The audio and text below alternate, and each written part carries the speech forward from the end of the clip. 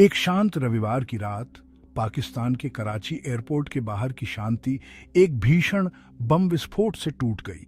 इस दुखद घटना में 2 चीनी नागरिकों की मौत हो गई और 8 अन्य घायल हो गए, जिनमें पुलिस अधिकारी भी शामिल थे। यह बमबारी एक सोची समझी साजिश थी जो चीनी इंजीनियरों और निवेशकों के काफिले को निशाना बना रही थी। इसने पाकिस्तान में विदेशियों की सुरक्षा को लेकर गंभीर चिंताएं खड़ी कर दी हैं। यह हमला बहुत क्रूर था, जिसमें एक आत्मघाती हमलावर शामिल था और भारी नुकसान हुआ। खबरों से पता चलता है कि गाड़ी में रखे गए एक आईईडी का इस्तेमाल किया गया। यह विस्फोट पाकिस्तान के सबसे बड़े हवाई अड्डे के ठीक बाहर एक टैंकर के पास हुआ, जिससे अराजकता और तबाही और बढ़ गई। इस जघन्य कृत्य की जिम्मेदारी बलूच लिबरेशन आर्मी या बीएलए ने ली है। उन्होंने कहा कि उनका निशाना चीनी इंजीनियरों और निवेशकों का एक उच्च स्तरीय काफिला था। चीनी दूतावास ने हमले की पुष्टि करते हुए खुलासा किया कि पीड़ित port Qasim electric power company के स्टाफ सदस्य थे। इसके बाद पाकिस्तानी अधिकारियों ने हमले की तुरंत निंदा की।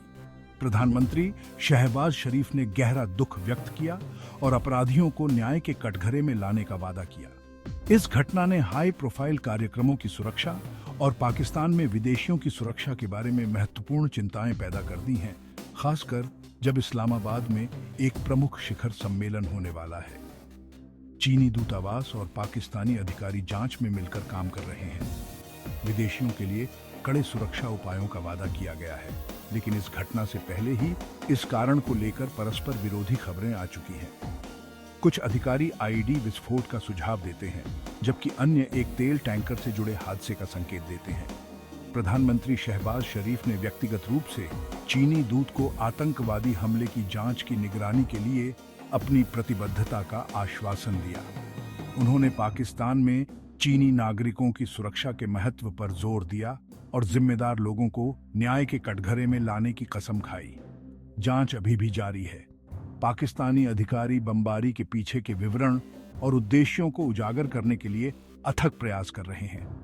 बीएलए की जिम्मेदारी के दावे से इस क्षेत्र में चीनी हितों के खिलाफ एक लक्षित हमले की ओर इशारा होता है, विशेष रूप से चीन पाकिस्तान आर्थिक गलियारे या सीपीसी से संबंधित परियोजनाओं पर। इस हमले ने पाकिस्तान में चल रही सुरक्षा चुनौतियों और विदेशी नागरिकों के लिए संभावित खतरों को सामने लाया है, विशेष रूप से सीपीसी जैसी महत्वपूर्ण परियोजनाओं में शामिल लोगों के लिए।